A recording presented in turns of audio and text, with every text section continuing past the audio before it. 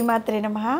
శ్రీ లలితా సహస్రనామంలోని 791వ నామము సత్యజ్ఞానానంద రూప. ఈ నామానికి అర్థం ఏంటి అంటే సత్యము, జ్ఞానము, ఆనందము ఈ మూడు కూడా తన రూపములుగా కలిగినది అని అర్థము. సత్యజ్ఞానానంద స్వరూపిణి అమ్మవారు. సత్యము అనేది కాలములతో సంబంధం లేకుండా ఏ కాలంలోనైనా ఎప్పుడైనా ఏ ప్రదేశంలోనైనా మార్పు అనేది లేకుండా ఒకే విధమైన అస్తిత్వంను కలిగి ఉంటుంది. త్రికాలాతీతమై శాశ్వతమై సదా ఉండి దేని చేతను బాధింపబడకుండా ఉంటుంది. త్రికాలములకు అతీతమైన సత్యమే ఓంకారం.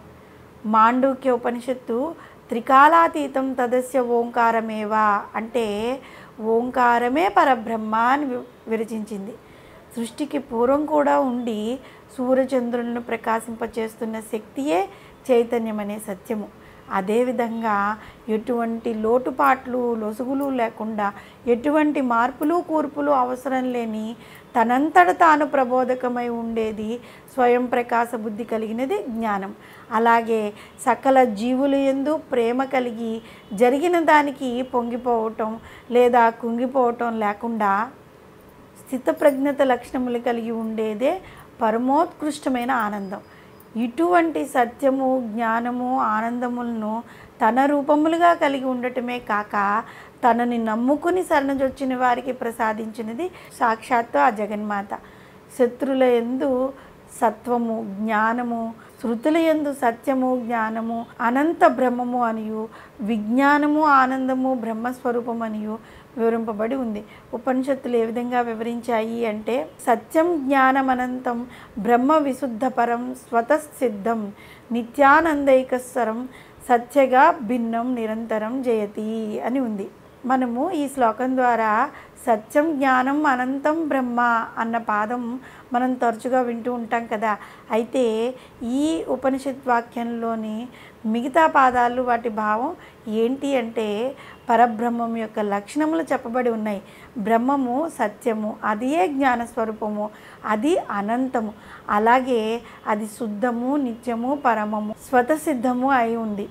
ఆనంద స్వరూపమైన బ్రహ్మము అభిన్నమైనది. బ్రహ్మము ఎల్లప్పుడూ ఉండేది, ఎల్లప్పుడూ జయము కలిగి ఉంటుంది. భగవంతుణ్ణి సత్యం, జ్ఞానం, అనంతం బ్రహ్మగా వర్ణించారు. భగవంతుణ్ణి సత్యం అనడం వల్ల శాశ్వతుడని, మార్పు లేనివాడని, అన్ని కాలాల్లో ఉన్నవాడని వివరించారు.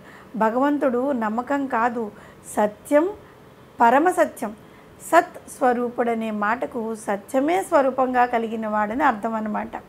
అలాగే భగవంతుడంటే జ్ఞానం, చిత్ స్వరూపుడనే మాటకు జ్ఞానమే స్వరూపంగా కలవాడని అర్థం.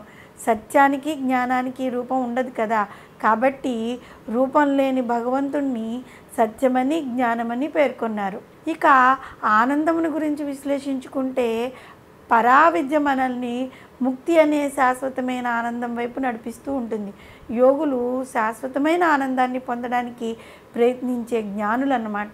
సత్వస్వరూపమైన బ్రహ్మకు సంబంధించిన చిత్ అంటే జ్ఞానమును తెలుసుకుంటకు ప్రయత్నించి ఆనందపడు వారికి అలౌకికమైన ఆనందాన్ని ప్రసాదిస్తుంది ఆ జగన్మాత. అలా కాక దేవీ విషయిక జ్ఞానము లేని వారికి ఆమె అనానంద లోకములను కల్పిస్తూ ఉంటుంది. బృహద్వారక ఉపనిషత్తులు ఏ విధంగా తెలియచెప్తున్నాయి అంటే అనానంద లోకములు గాఢ తపస్సుచే ఆవృతములై ఉంటాయి అని. అవిద్యోపాసకులు, అజ్ఞానులు చచ్చి అట్టి లోకములను పొందుతారు అని వివరించి ఉంది.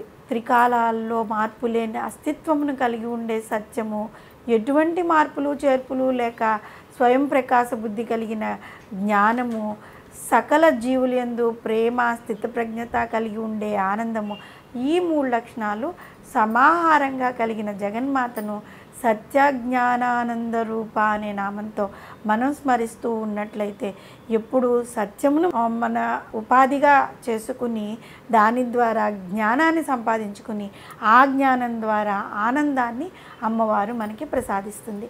శ్రీమాత్రే నమః.